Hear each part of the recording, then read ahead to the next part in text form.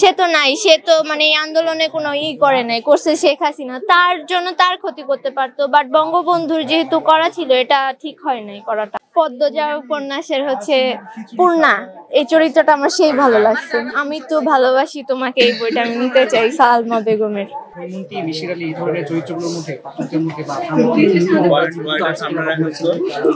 এগুলো আসলে রিপ্লেস হয়েছে হুমায়ুন আহমেদের বা অন্যান্য যে অনবদ্য চরিত্রগুলো আছে এগুলো রিপ্লেস হয়ে নতুন চরিত্র। এগুলা করার কোনো জায়গাই নেই, ফ্যামিলি থেকে আমরা ধরে বাইর করে দিবে বাসা থেকে এগুলা জাগ্রত হইলে।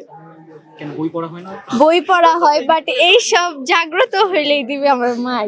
জাগ্রত ঠিক ওই অর্থে না, মানে একটা চরিত্র হ্যাঁ তাকে পড়লে এক ধরনের পারসেপশন করে, মিসিরালি এক ধরনের গোয়েন্দা চরিত্র, সেটি পড়লে এক ধরনের পারসেপশন করে।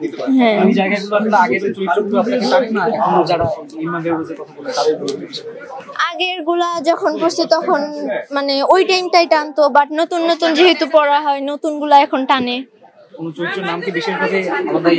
আমার ভালো লাগছে ইলমা বেরোজ পদ্মজা উপন্যাসের পূর্ণা, এই চরিত্রটা আমার সেই ভালো লাগছে।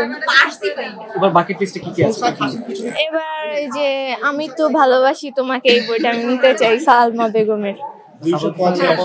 না, এটা পড়া হয় নাই।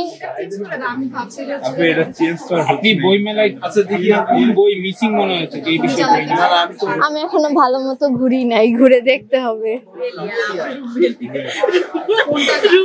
আচ্ছা, যেটি একটু আগে আপনি বলছিলেন যে 32-এর যে বাড়িটি ভাঙা হয়েছে গতকাল, এই বিষয়ে আপনি মতামত প্রকাশ করছিলেন, এই বিষয়ে একটু বলুন। এই বিষয়ে আমি ওই যে আগেই বললাম, এটা আমার মানে মনে হয় না যেটা উচিত হয়েছে ভাঙা, যেহেতু বঙ্গবন্ধুর বাড়ি ছিল, সে নিজে তৈরি করছে, সে তো নাই, সে তো মানে এই আন্দোলনে কোনো করে নাই, করছে শেখ হাসিনা, তার জন্য তার ক্ষতি করতে পারতো, বাট বঙ্গবন্ধুর যেহেতু করা ছিল এটা ঠিক হয় নাই করাটা।